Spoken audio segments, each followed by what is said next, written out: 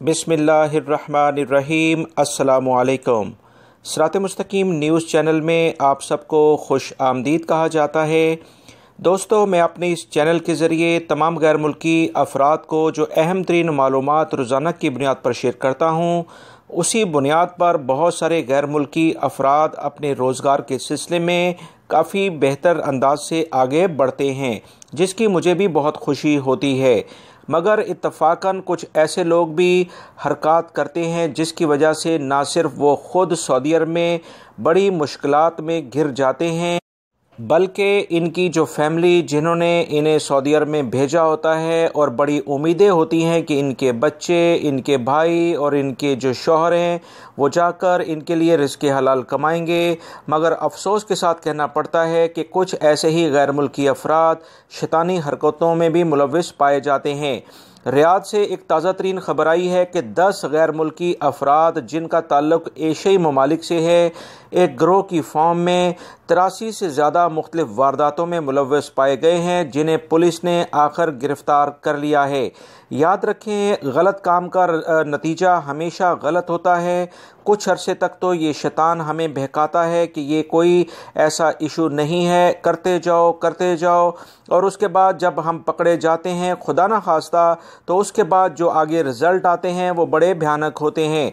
ایسی ہی صورتحال ان 10 غیر ملکی افراد جن کا تعلق، جیسے میں نے بتایا، کہ ایک ایشیائی ملک سے ہے جس کا نام سری لنکا ہے۔ 83 سے زیادہ انہوں نے وارداتیں کی ہیں۔ یہ کرتے یہ تھے کہ سعودی الیکٹرک کمپنی کے جو مختلف سب اسٹیشنز جو اکثر آپ نے بڑی بلڈنگز کے نیچے دیکھے ہوں گے کہ ایک روم جس میں الیکٹریکل کے ٹرانسفارمرز اور مختلف بریکرز، میٹرز لگے ہوتے ہیں، وہاں یہ تالا توڑ کر گھس کر وہاں سے بریکرز چوری کرتے تھے، کاپر کے کیبل چوری کر کے اسے بیچ دیتے تھے۔ بات یہ آتی ہے کہ یہ چوری تو یہ کرتے تھے، مگر یہ سامان جہاں بیچتے تھے پولیس نے ان تمام گروہ کو گرفتار کر لیا ہے۔ پولیس کا کہنا ہے کہ ان افراد کی عمریں 40 سال کے قریب ہیں اور ان کے قبضے سے تمام کا تمام سامان جس سے یہ کیبل کاٹتے تھے، تالے توڑتے تھے، بریکر نکالتے تھے، وہ بھی قبضے میں لے لیا ہے۔ دوستو، ان لوگوں نے جو بھی مال کمایا وہ بالکل کمایا ہوگا، جو کہ حرام مال کہلاتا ہے۔ اب اس کا سارا خمیازہ بھی انہیں بھگتنا ہوگا۔ اگلی پچھلی کمی پوری پولیس کر دے گی، اور اس سلسلے میں اب ان کی فیملی جو مشکلات میں گھریں گی وہ ایک الگ کہانی شروع ہو جائے گی۔ میں اپنے اس چینل کے ذریعے تمام بھائیوں سے یہ کہتا ہوں کہ رزق حلال وہ تھوڑا ہی کیوں نہ ہو، مگر اس میں بڑی برکت ہوتی ہے، اسی پر اپنا دھیان دیں اور اللہ سے دعا کریں کہ اللہ رب العزت ہمیں رزق حلال کے جو وسائل ہیں اس میں آگے کشادگی عطا فرمائے اور ہمارے رزق حلال میں برکت عطا فرمائے، آمین۔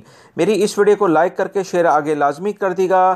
سعودی اردو نیوز چینل پر میں نے ریال ریٹ شیئر کیا ہے، جس کا لنک میں کمنٹ سیکشن میں شیئر کر رہا ہوں، آپ وہ ویڈیو بھی دیکھ سکتے ہیں۔ آپ کے قیمتی وقت کا بہت بہت شکریہ۔